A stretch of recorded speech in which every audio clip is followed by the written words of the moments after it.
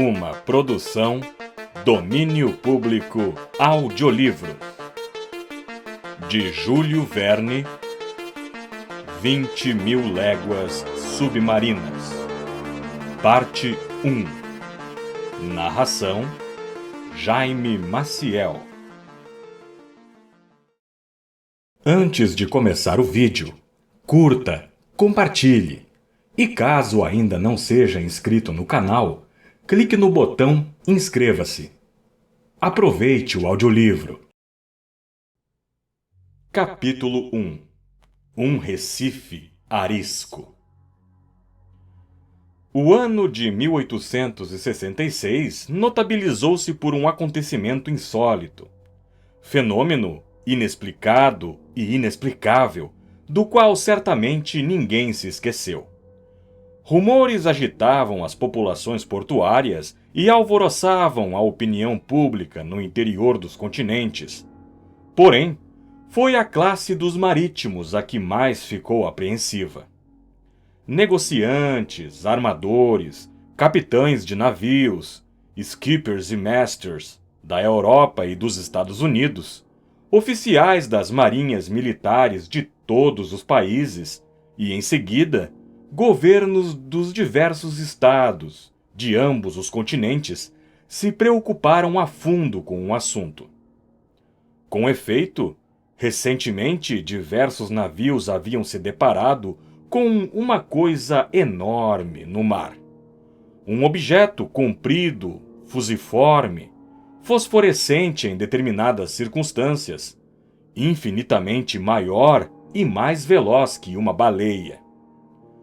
Os detalhes relativos a essa aparição, registrados em diversos livros de bordo, coincidiam com bastante precisão no que se refere à estrutura do objeto ou da criatura em questão, a velocidade inigualável de seus movimentos, a força espantosa de sua locomoção, a vida singular de que parecia dotada.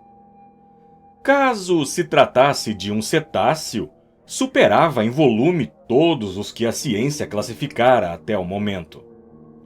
Nem Cuvier, nem Lacépède, nem o Sr. Dumeril, nem o Sr. Quatrefages teriam admitido a existência de tal monstro. A menos que o tivessem visto, isso é, visto com seus próprios olhos de cientistas. Calculando a média das observações efetuadas em diversas oportunidades, descartando as tímidas conjecturas que atribuíam ao mencionado objeto um comprimento de 60 metros e rechaçando as opiniões exageradas que o diziam com 1.500 de largura e 5.000 de comprimento, era plausível afirmar, entretanto, que aquela criatura fenomenal superava com sobras todas as dimensões aceitas até aquele dia pelos ictiologistas, se porventura existisse. Ora, existia. O fato em si não era mais questionável. E com essa propensão que impele o cérebro humano ao maravilhoso, nada mais compreensível que o abalo produzido no mundo inteiro pela sobrenatural aparição. Quanto a relegá-la à categoria das fábulas, era inútil insistir. Com efeito, em 20 de junho de 1866, o vapor Governor Higginson, da Calcutta and Burnett Steam Navigation Company, divisara o movimento da tal massa a 5 milhas náuticas de distância, a leste do litoral da Austrália. O capitão Baker, a princípio, julgou-se diante de um recife não assinalado nos mapas. Dispunha-se, inclusive, a medir sua posição exata, quando 2 colunas de água, esguichadas do inexplicável objeto, projetaram-se assobiando a 50 metros de altura. Logo, a menos que o Recife se achasse submetido às expansões intermitentes de um geyser, o Governor Higginson via-se às voltas, pura e simplesmente, com algum mamífero aquático, desconhecido até aquela data, que expelia pelos orifícios colunas de água misturadas a ar e vapor. Fato similar foi igualmente observado em 23 de julho do mesmo ano, nos mares do Pacífico, pelo Cristóbal Colón, da West India and Pacific Steam Navigation Company, o que demonstrava que aquele cetáceo, fora do comum, era capaz de deslocar-se de um ponto a outro em inaudita velocidade. Uma vez que, com 3 dias de intervalo, o Governor Higginson e o Cristóbal Colón haviam-no observado em 2 zonas do mapa separadas por mais de 700 léguas marítimas de distância. 15 dias mais tarde, a 2.000 léguas dali, o Helvetia, da Compagnie Nationale, e o Shannon, do Royal Mail, navegando em sentidos opostos na porção do Atlântico, compreendida entre os Estados Unidos e a Europa, trocaram avisos situando o monstro, respectivamente a 42 graus e 15 minutos de latitude norte e a 60 graus e 35 minutos de longitude a oeste do meridiano de Greenwich. Por essa observação simultânea, julgou-se poder estimar o comprimento mínimo do mamífero em mais de 350 pés ingleses, uma vez que o Shannon e o Helvetia eram menores que ele, a despeito de medirem 100 metros de roda de proa ao cadaste. Ora, as baleias de maior porte, as que frequentam as paragens das Ilhas Aleutas, a Hulanmac e a Ungalik, jamais ultrapassaram 56 metros de comprimento, se é que chegavam a tanto.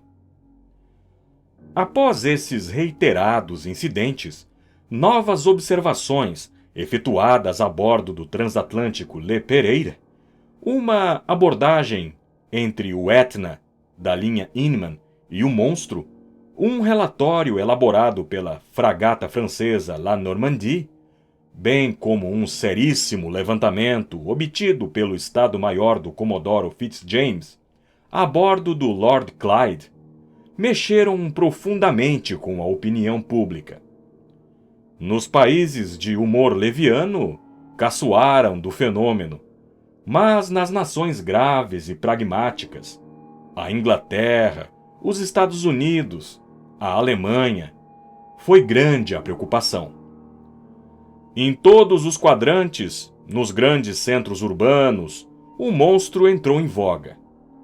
Foi cantado nos cafés, enxovalhado nas revistas, representado nos teatros. Os pasquins viram nele uma boa oportunidade de plantar notícias de todo o calibre.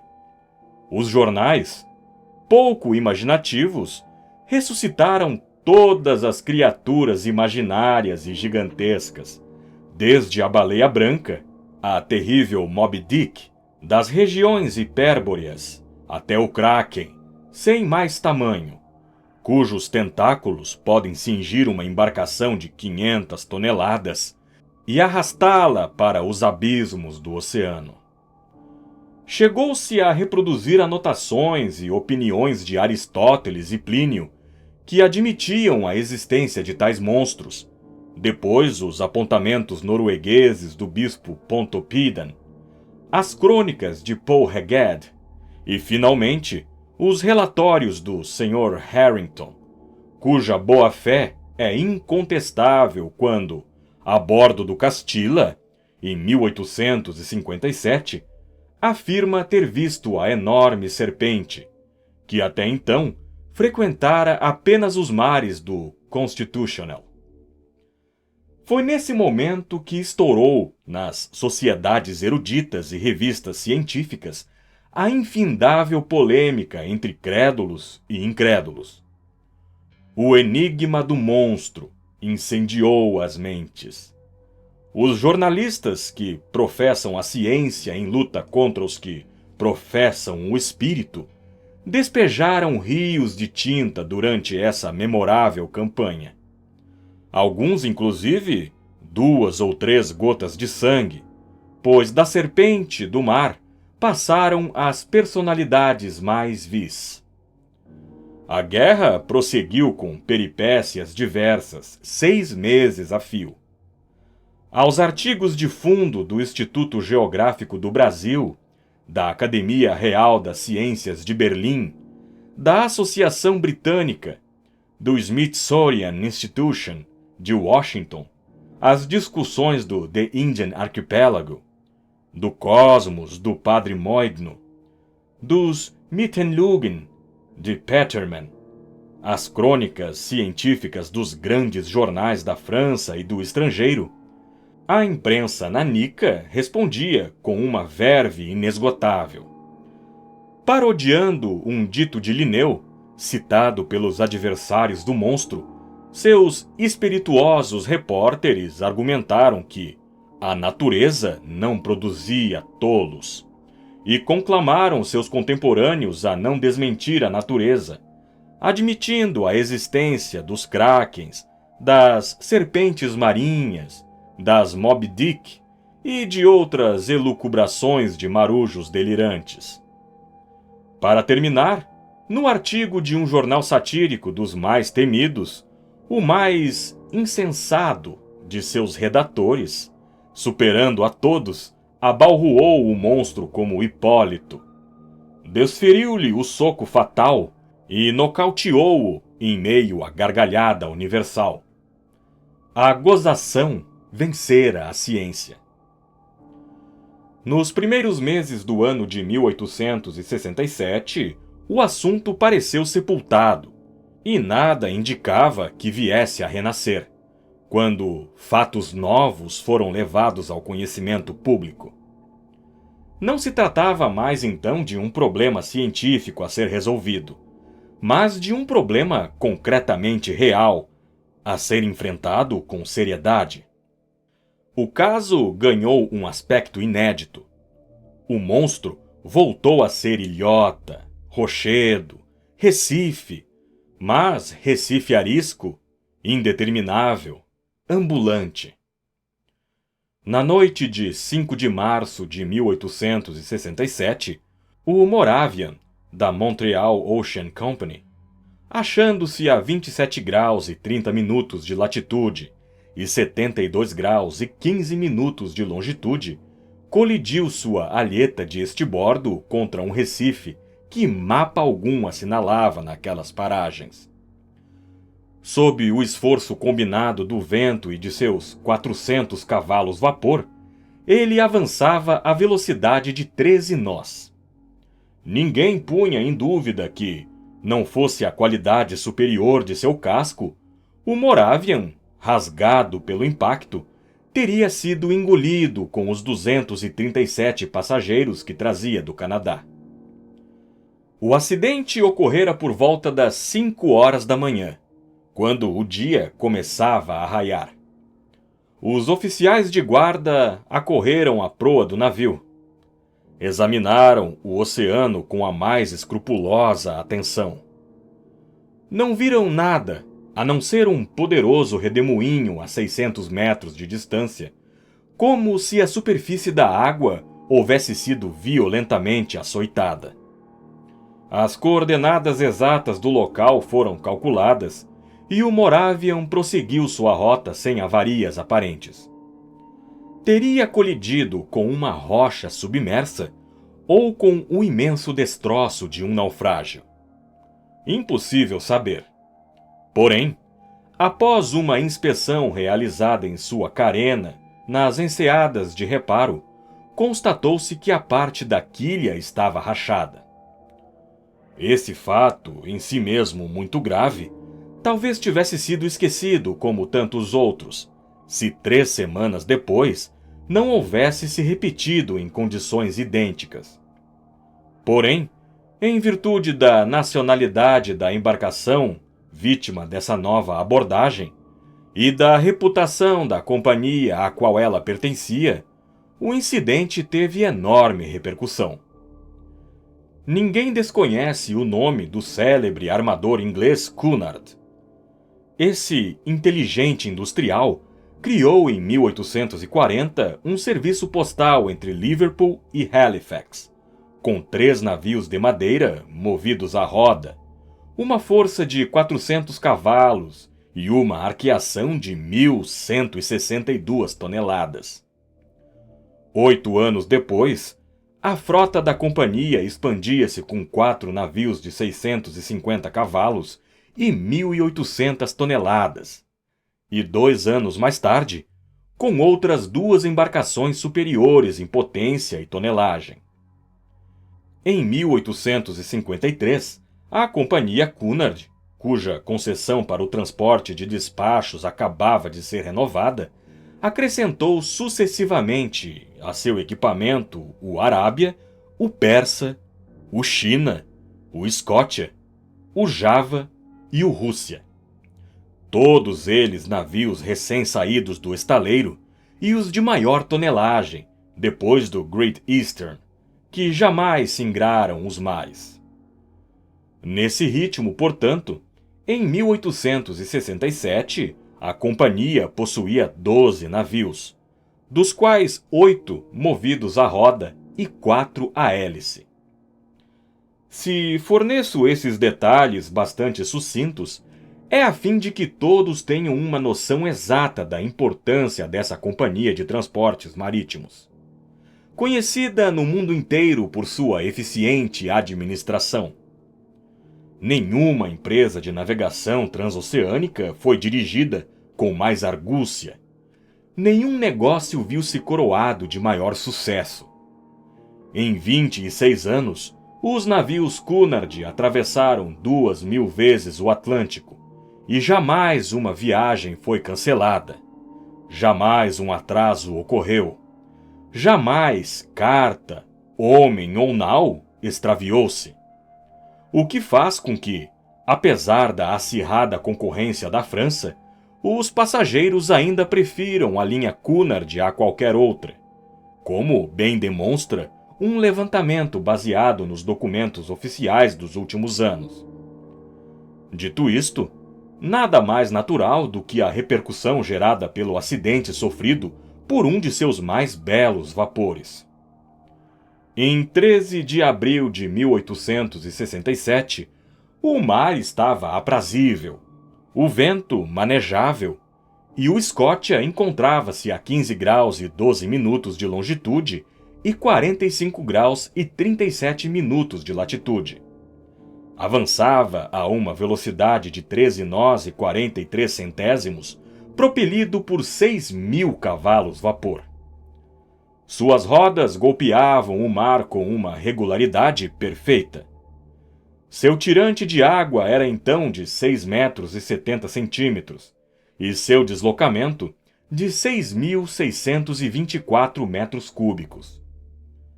Às 16 horas e 17 minutos, durante o lunch dos passageiros reunidos no grande salão, um choque quase imperceptível produziu-se no casco do Scotia, na altura da alheta e um pouco atrás da roda de bombordo. O Scotia não colidira, sofrera uma colisão, e por parte de um instrumento mais cortante ou perfurante do que contundente. O abalroamento parecera tão sutil que ninguém a bordo teria se sobressaltado, não fosse o alarme dos fiéis do porão, que subiram ao convés aos gritos de "Estamos afundando! Estamos afundando!" A princípio, os passageiros ficaram bastante assustados, mas o capitão Anderson apressou-se em tranquilizá-los. Com efeito, era impensável a iminência de perigo. O Scotia, dividido em 7 compartimentos por paredes estanques, venceria incólume uma simples infiltração de água. O capitão dirigiu-se prontamente ao porão. Constatou que o 5º compartimento fora inundado pelo mar, e a rapidez da inundação atestava que a entrada de água era significativa. Por sorte, esse compartimento não abrigava as caldeiras, pois, nesse caso, o fogo teria se apagado sumariamente. O capitão Anderson mandou parar as máquinas e um dos marujos mergulhou para verificar a avaria. Instantes depois, identificava-se a existência de um buraco de 2 metros na carena do vapor. Impossível vedar a entrada de água de tal envergadura, e o Scotia, com as rodas semi-imersas, foi obrigado a seguir viagem nesse estado. Encontrava-se então a 300 milhas do Cabo Clear, e após 3 dias de um atraso que preocupou seriamente Liverpool, atracou no cais da companhia. Os engenheiros procederam então a uma vistoria do Scotia, transferido para o estaleiro. Não conseguiram acreditar em seus próprios olhos. 2,5 metros abaixo da linha de flutuação, um rasgo regular se abria em forma de triângulo isósceles. A rachadura da placa parecia desenhada e, com certeza, não fora feita aleatoriamente.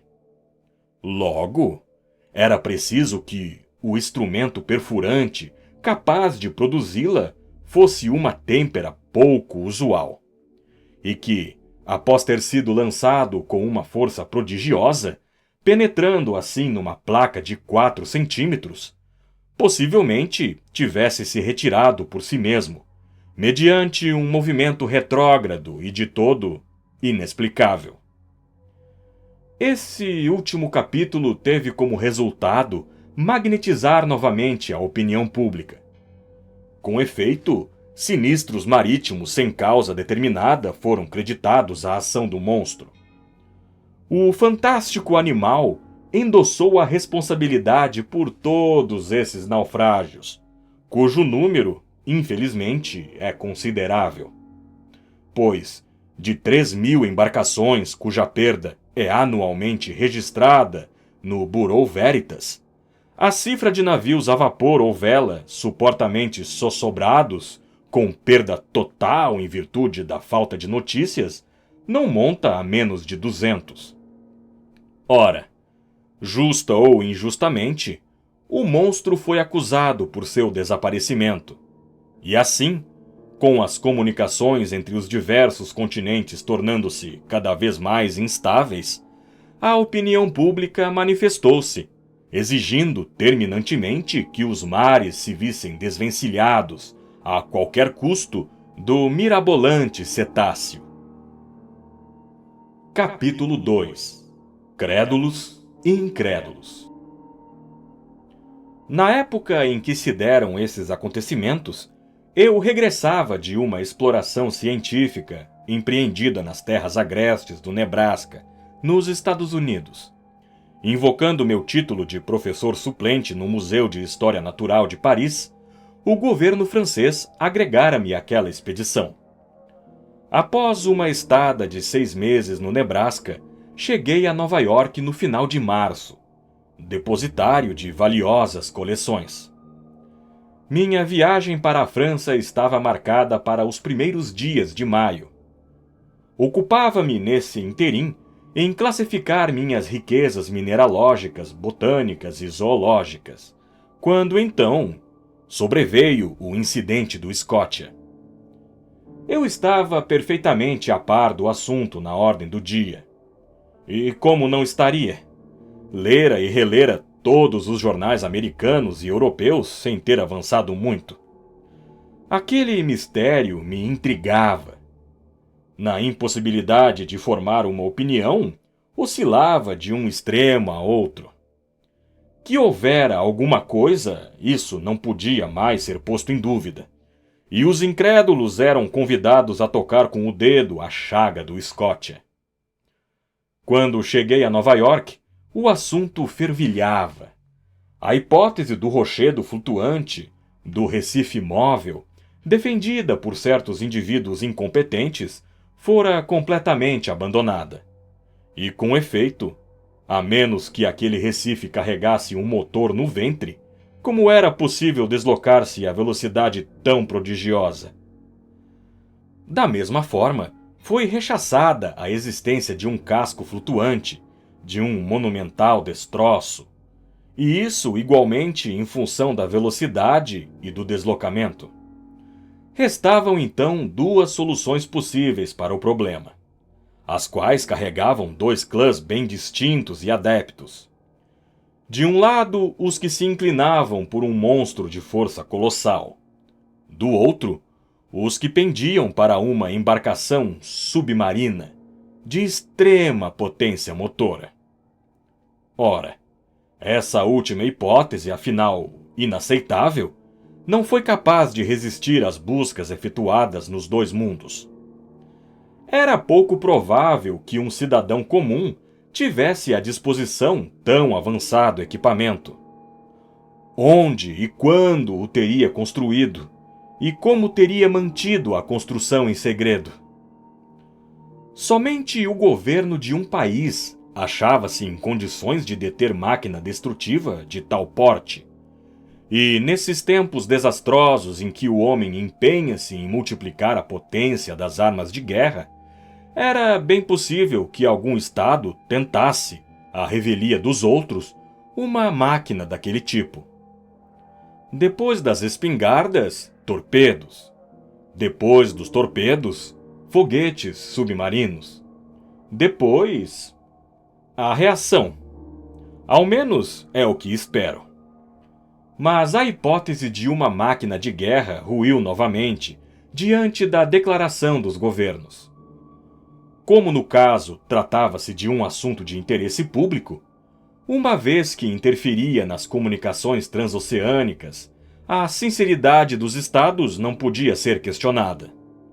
Aliás, como admitir que a construção daquela embarcação submarina houvesse escapado aos olhos do público? Guardar segredo nessas circunstâncias é muito difícil para um cidadão comum, e de certo impossível para um país cujos atos são incansavelmente espionados pelas potências rivais.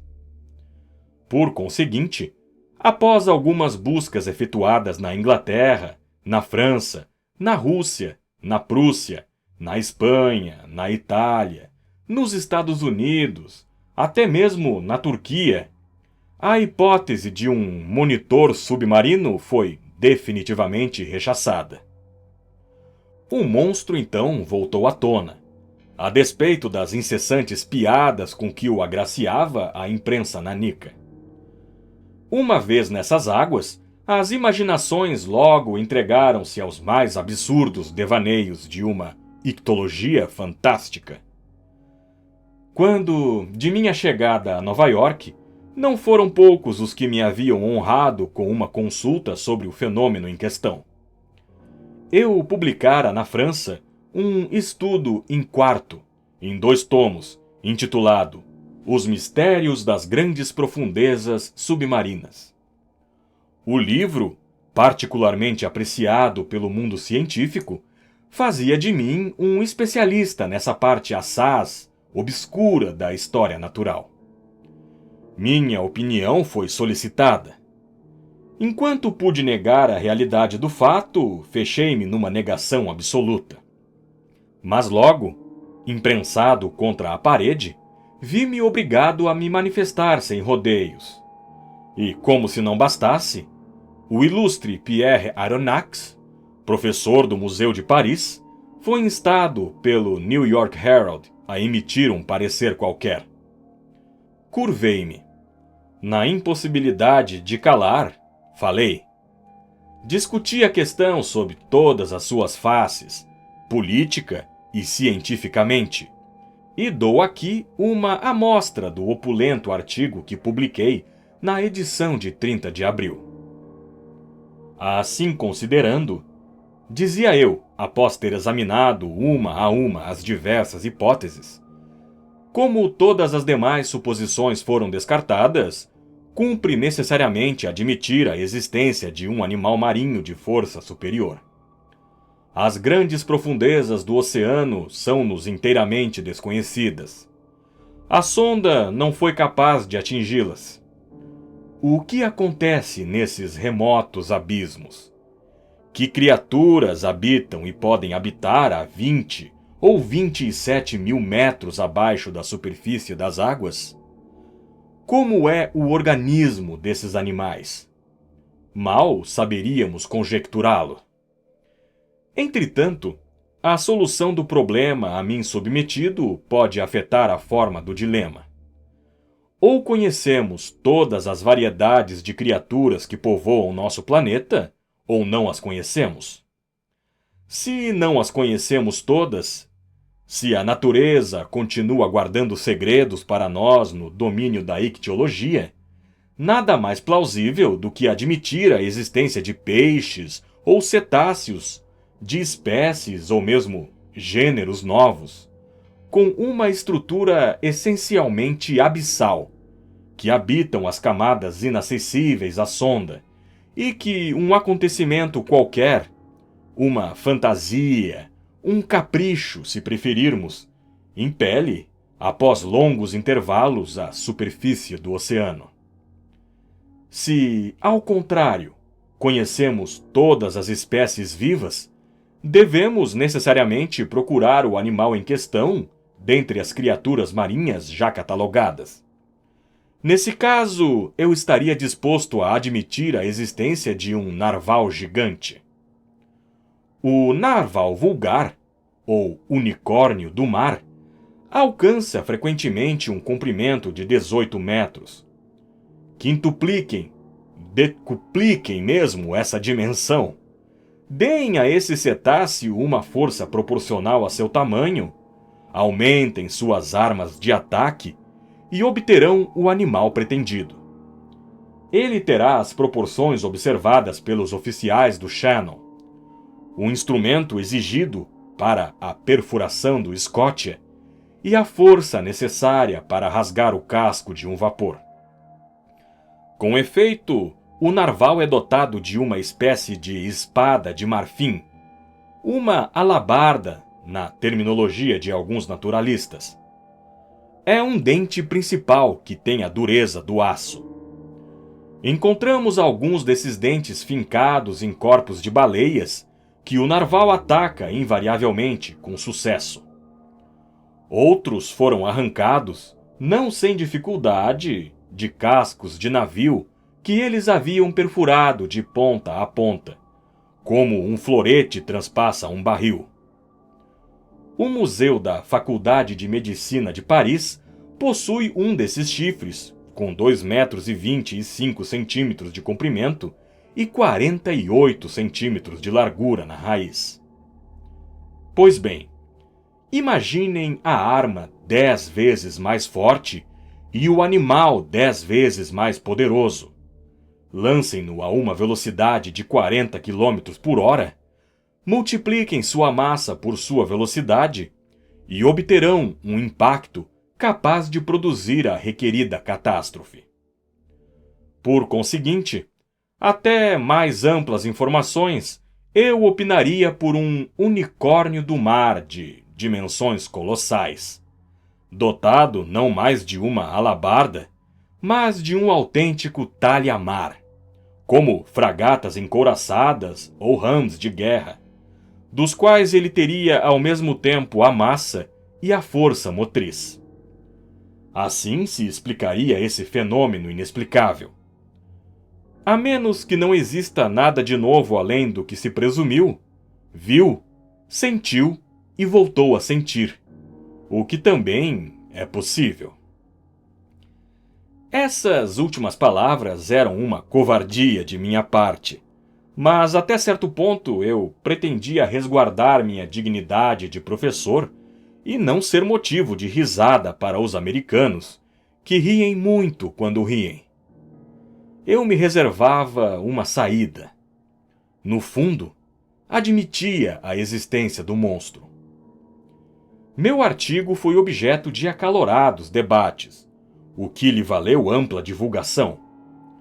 Angariou certo número de partidários.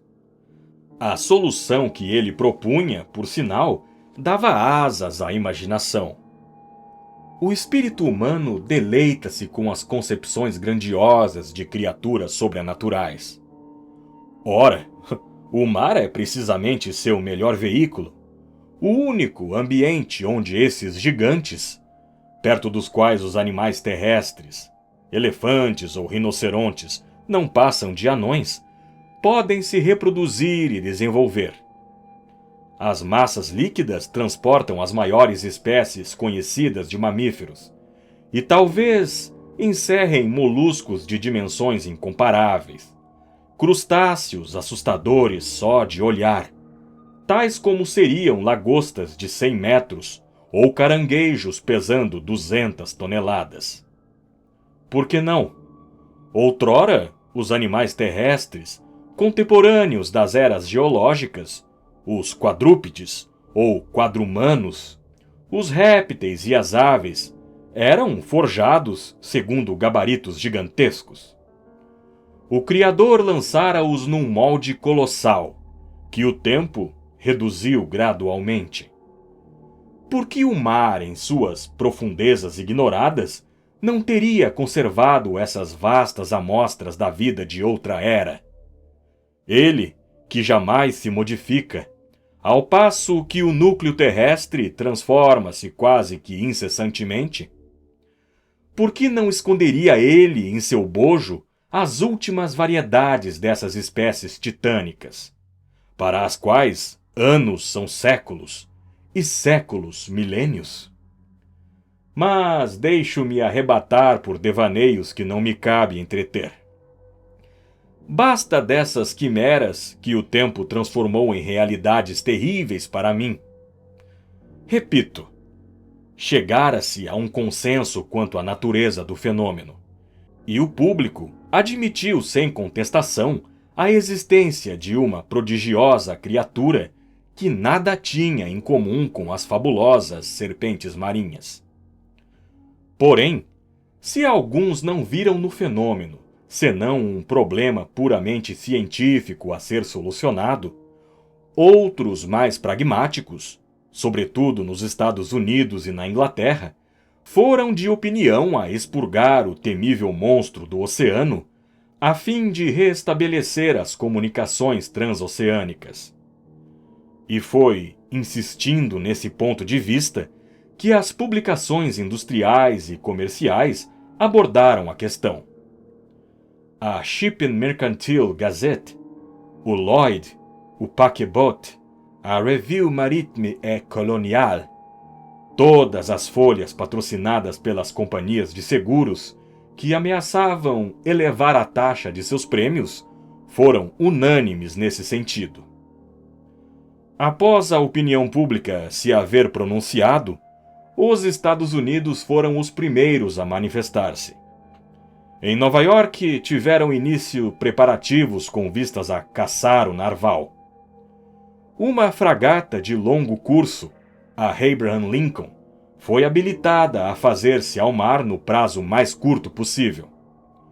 Os arsenais foram abertos ao comandante Farragut, que apressou energicamente o armamento de sua fragata.